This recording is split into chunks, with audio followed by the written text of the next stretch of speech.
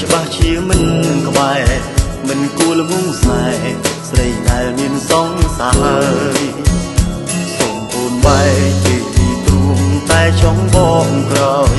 ទៅមិនរួចឡើយត្រានត្រៃគេរក្សាដឹងថាស្រឡាញ់ប៉ុន្តែមិនអាចរំខានគេទីក៏ដឹងដែរថាគេនោះស្មងស្នេហា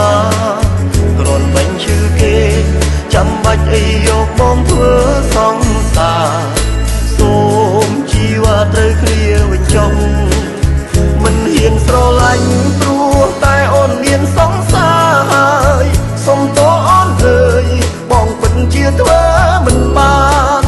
ឃើញគេឈឺចាប់បងក៏មិនអាចទៅរំខានមានតែដកប្រាណឲ្យអូនជួបនឹងគេ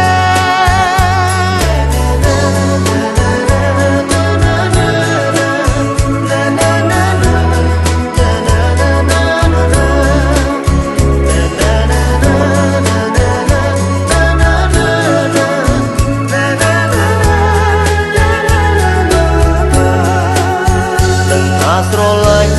ប៉ុន្តែមិនអាចរំខានគេទេក៏ដឹងដែរថាគេនោះស្មងស្នេហាគ្រាន់បាញ់ឈឺគេចាំបាច់អីយកបងធ្វើសង្សារសូមជីវ៉ាត្រូវគ្នាវិញចុះ